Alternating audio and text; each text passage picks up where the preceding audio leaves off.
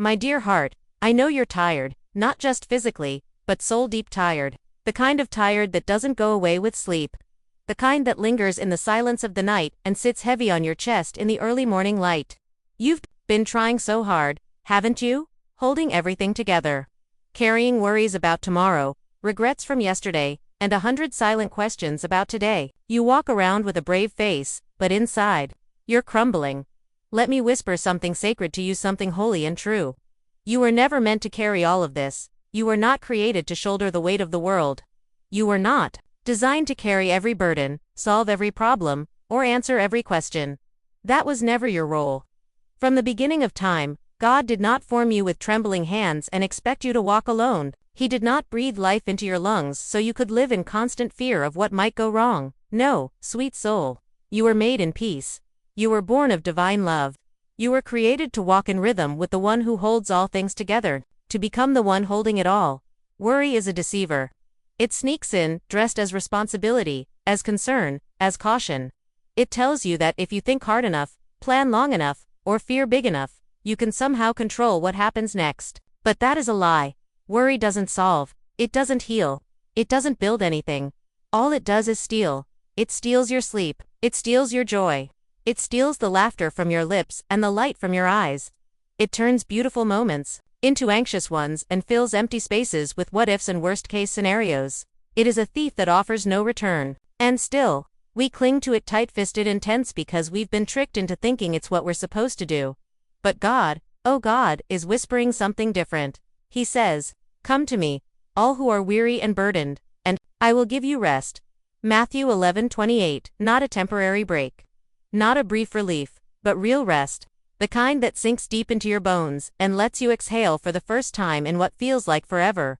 Child, the hands that stretched out the heavens and set every star in place, they are strong enough to carry what's breaking your heart. The God who parts seas, stills storms, and feeds sparrows knows your name, and He does not ask you to figure it all out. He asks you to trust. You don't need all the answers to rest. You just need to know who holds them. So breathe, unclench your fists. Lay down the weight of anxiety. Lay down the pressure to fix it all, to be perfect, to never fall apart. God is not asking you to be invincible. He's asking you to be surrendered. You are allowed to rest. You are allowed to trust. You are allowed to say, "God, this is too much for me," and watch Him step in with gentle strength.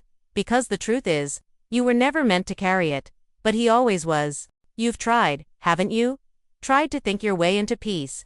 Tried to plan your way into certainty.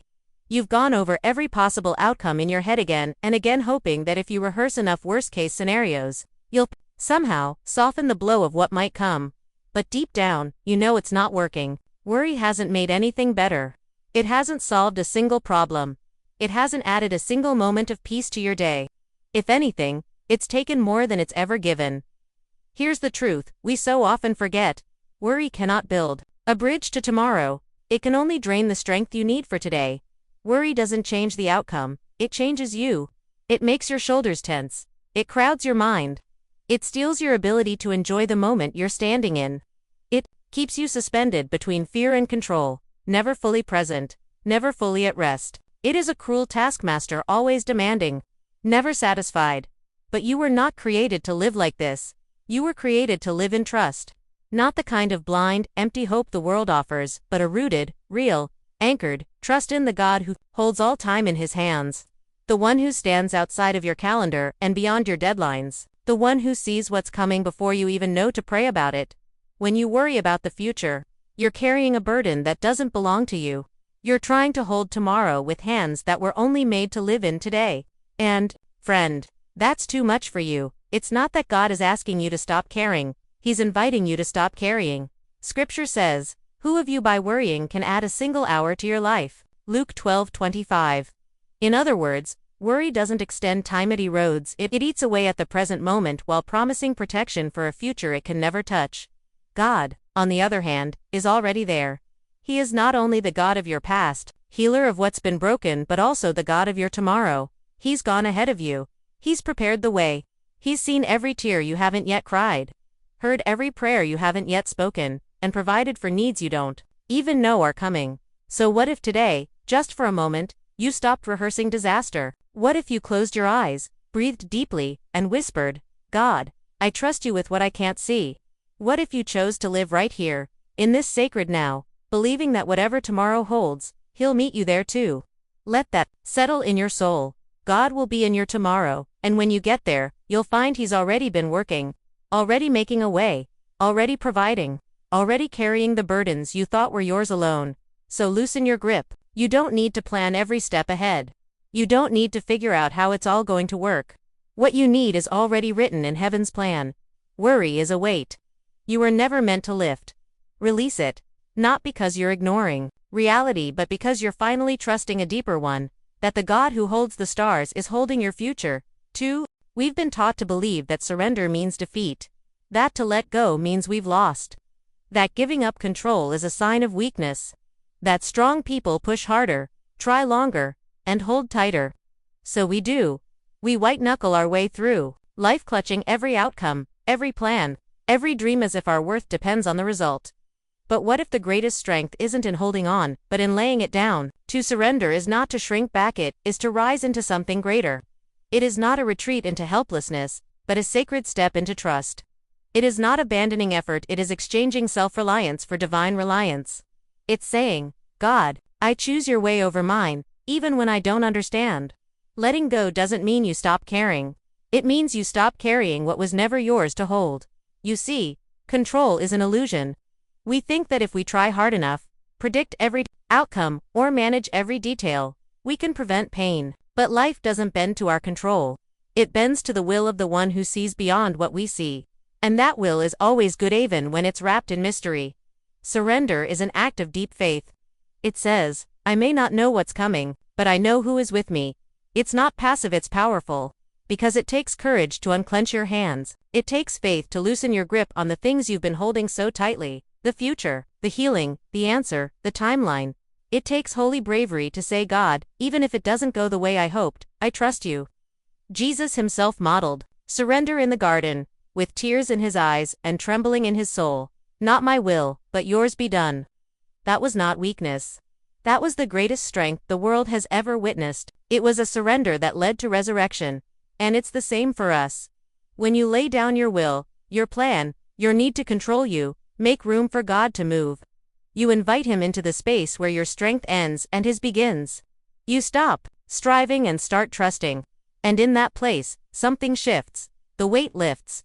The anxiety lessens. The burden rolls off your shoulders and onto the strong arms of the one who never sleeps or grows weary. Friend, surrender is not a sign you've failed, it's a sign that you've finally realized you're not meant to do this alone, so breathe deep, exhale the fear, release the outcome. Whether it's a relationship you can't fix, a dream that hasn't come to life, a prayer that seems unanswered, let go.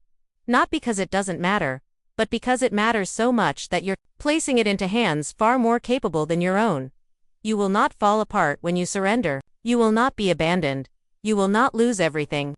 In fact, you'll begin to find what your soul has been aching for. Peace that passes understanding. Calm that doesn't depend on circumstances. Strength that rises from the ashes of your letting go. This is the paradox of faith. The more we release, the freer we become. The more we trust, the more we rise. Let go and let God hold what you no longer have the strength to carry. You were never meant to do this alone. You were not created to live in chains, not the chains of fear, not the chains of control, not the chains of striving to prove your worth or earn love. You were not meant to live a life of constant tension, always bracing for the next storm, always trying to manage everything so that nothing falls apart. No, dear soul, you were born to walk in the fullness of God's freedom, and freedom begins with letting go. We think letting go makes us weak. We imagine that if we stop striving, stop pushing, stop trying to hold everything together, it means we've given up. But in the kingdom of God, letting go is not giving up, it's giving over. It's opening your hands and saying, God, I trust you more than I trust myself. There is a kind of surrender that doesn't shrink us, it expands us. It releases us from the burden of trying to be our own savior. It loosens the grip of fear, perfectionism, and anxiety. It unties our hearts from lies that whisper, it's all up to you. Letting go is not weakness. It is strength wrapped in humility. You let go. Not because you're helpless, but because you're finally choosing to let God be your helper. You release. Not because you no longer care, but because you care enough to place what matters into the hands of the only one who truly knows what to do with it. God never asked you to carry everything. He didn't call you to hold the weight of your family, your future, your finances, your failures. He called you to walk with Him. Step by step. Moment by moment. Heart wide open, hands unburdened. That's the invitation, not to do more, but to trust more. Not to try harder, but to yield deeper. And oh, the peace that follows. When you finally unclench your fists and release your grip, you begin to feel the wind of heaven's freedom move through your soul. Fear loosens its hold. Control loses its pull. And something new rises in its place. Grace. Grace to rest. Grace to breathe. Grace to live without the pressure of performing, producing, or predicting every outcome. Grace that says, you are loved, not for what you do, but for who you are. Letting go is where freedom lives. When you stop trying to script every part of your story, you give God space to write something better than you could imagine. When you stop clinging to the illusion of certainty, you discover the beauty of walking by faith. When you stop striving, you learn what it means to simply be loved, held, known, and free. You don't have to control everything to be okay. You don't have to see the whole path to move forward. You don't have to have it all together to be held by the one who holds all things. So today, can I gently ask you to release what's been weighing you down? That fear, that plan, that timeline, that person, that outcome you've been gripping so tightly, let it go. Not into the void, not into chaos, but into the arms of the one who is faithful. Into the hands that never fail. Into the heart of a God who loves you far too much to let you live in bondage. You were born to be free. Free from fear. Free from striving. Free to live lightly, love fully, and trust completely. And that freedom begins not with more effort, but with a holy release. There are moments in life that feel like a long, unanswered prayer. You've cried, you've pleaded, you've waited. You've looked for signs and listened for whispers. But the silence remains. Heaven feels quiet. God feels distant. And your heart wonders, where is He? Why isn't He saying anything? Why hasn't He moved yet? If you've ever walked through a silent season, you are not alone. But here's something your soul needs to hear. Don't confuse silence with absence. God's quiet does not mean He's gone. His delay does not mean He's forgotten. Just because you can't see what He's doing doesn't mean He isn't working. The hidden work of God is still holy. He is just as present in the silence as He is in the miracle. Just as near in the waiting as in the breakthrough. We live in a world that equates movement with meaning. If we can see it, touch it, measure it, we think it's real. But the kingdom of God often works in whispers, in stillness, in the unseen places of our lives. And sometimes, the most sacred work God does is done in the silence. The seed that falls into the soil disappears. It is buried, covered, hidden from view. But under the surface, something is happening, something holy. The shell breaks, roots form, growth begins in the darkness long before anyone sees green reach for the light. Faith is formed the same way. When God is quiet, He is not punishing you, He is preparing you. He's cultivating something within you that needs the stillness to grow. He's deepening your roots, strengthening your trust, teaching you to walk by faith, not by sight. These seasons where answers don't come and doors don't open are not wasted. They are sacred ground. This is where real trust is born, not in the shout of the miracle, but in the stillness of the waiting room. This is where you learn to lean, not on feelings, but on truth. Not on signs, but on His unchanging nature. God is never late. Not ever. He doesn't miss the moment. He doesn't forget your prayer. He doesn't overlook your tears. He is not pacing the floors of heaven, trying to figure things out. He is always perfectly on time, even when His timeline breaks yours wide open. So what do you do in the silence? You stay. You stay rooted in His word. You stay faithful in prayer. You keep walking by light that may feel faint, but is still enough for the next step. You remind your heart of what is true, that silence is not a sign of abandonment, but a sacred invitation to trust deeper. It's okay to feel frustrated. It's okay to ask questions. Even Jesus, hanging on the cross, cried out, "My God, why have you forsaken me?" And yet, even in His silence, the Father was carrying out the greatest redemptive work in history. So don't let the silence scare you. Let it still you. Let it draw you near. God is in the waiting. He is in the space between prayer and promise, between your "How long, Lord?" and His "I'm already working." And when the time is right, when your heart is ready, and the moment is ripe, He will speak. He will move, and everything that felt unanswered will suddenly make sense in the light of His perfect wisdom. Until then, hold on, not to the noise, but to the quiet faith that knows. Even when God is silent, He is still near. You don't need to see the whole staircase. Just take the first step. These words hold a quiet courage. They remind us that faith isn't about having every answer, every detail, every step mapped out. It's about trusting the one who does. It's about moving forward, even when all you can see is one small stone lit beneath your feet. True faith doesn't wait for certainty. It doesn't depend on clarity to obey. Faith is choosing to follow God when everything in you wants to wait for a sign. It's walking in the dark because you trust the light of the world is still leading even when you can't trace His hand. And that kind of faith is not small. It is sacred. So many times we want God to lay it all out. We ask Him to show us the final outcome before we take the first step. We say, "Lord, I'll follow if I can see where this leads." But He doesn't often work like that. Why? Because He's not just after our destination, He's after our trust. He wants your heart to know that His voice is enough. Even in the absence of full understanding, that His character is reliable, even when the path feels uncertain. That He is still making a way, even when you can't yet see the road. Walking by faith doesn't always feel bold. Sometimes it looks like trembling steps. Sometimes it feels like questions with no answers.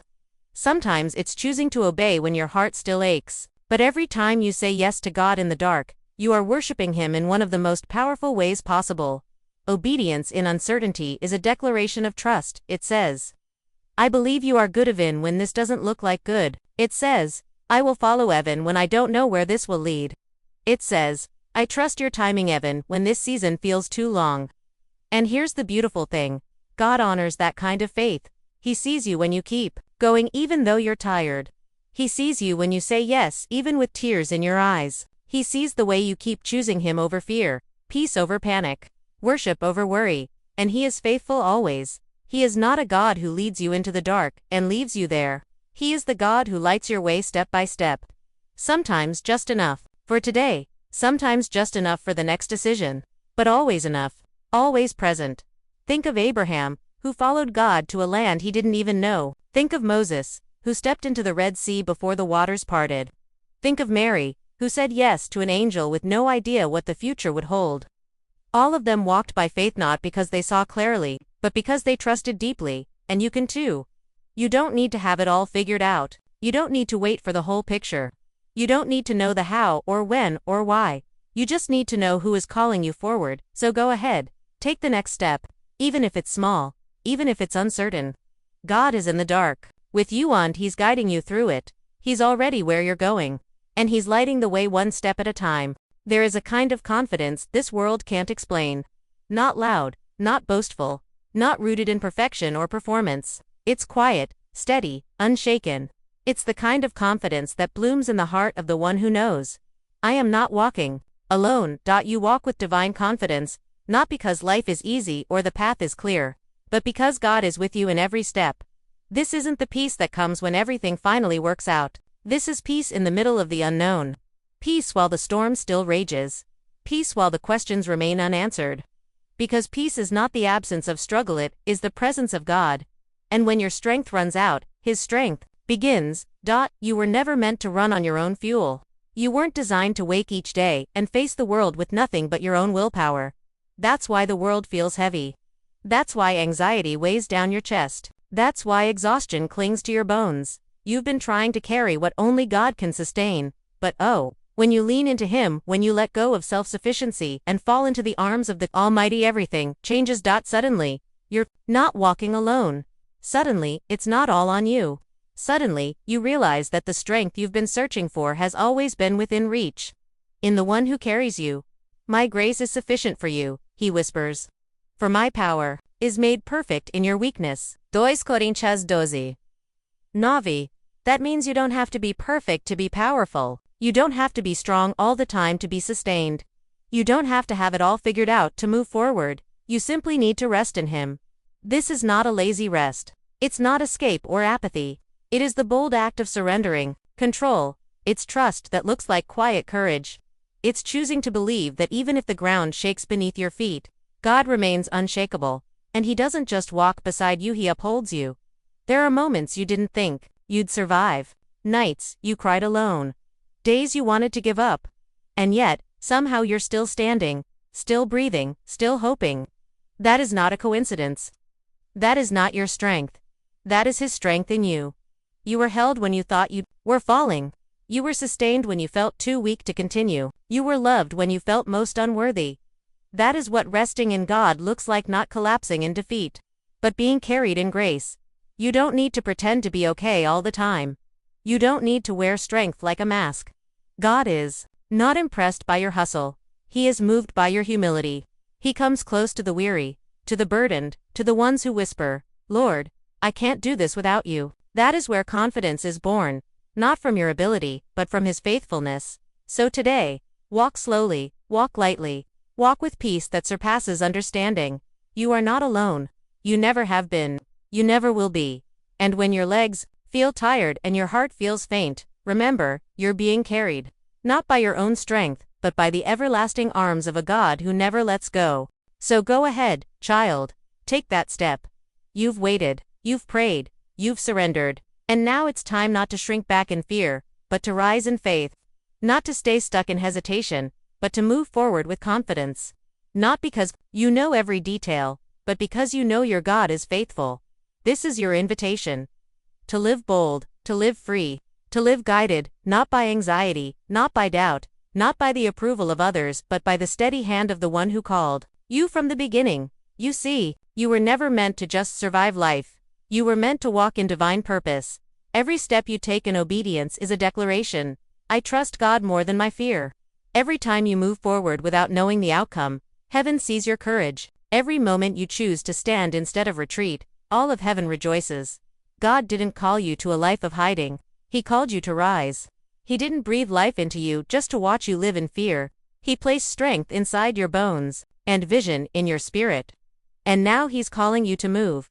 Not rushed, not pressured, but boldly, faithfully, peacefully, because when God leads, it's not chaos, it's clarity, it's not panic, it's peace. His voice never pushes you from behind, it calls you forward with love. Like a father extending his hand, saying, "Come, I've already prepared the way." You may not feel ready. That's okay.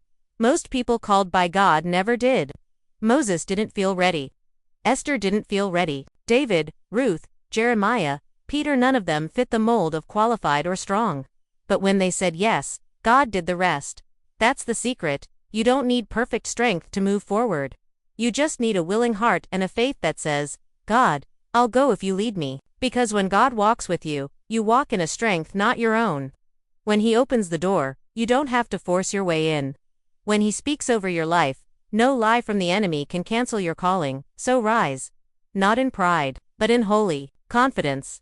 The kind that comes from knowing you are chosen, covered, equipped. The kind of confidence that doesn't shout, but stands firm. That doesn't need applause, but moves with assurance. And when you step, don't just look at what's in front of you, look at who goes before you. He is already in the room you're afraid to enter. He is already working in the situation that overwhelms you. He is already providing for the need you haven't even spoken yet.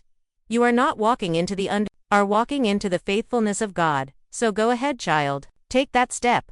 Write that book. Start that ministry. Forgive that person. Apply for that job. Say yes to that dream. Leave what you need to leave. Step into what you were born for. The time for fear has passed. The season of hesitation is over. This is your moment not to figure it all out, but to trust the one who already has. You're not just walking, you're walking with heaven's authority. And when you let God lead, everything begins to change. Your life starts to carry peace where there was chaos, power where there was weakness, purpose where there was confusion. So take a deep breath, lift your eyes, straighten your back, and take that first step forward. You were born for this.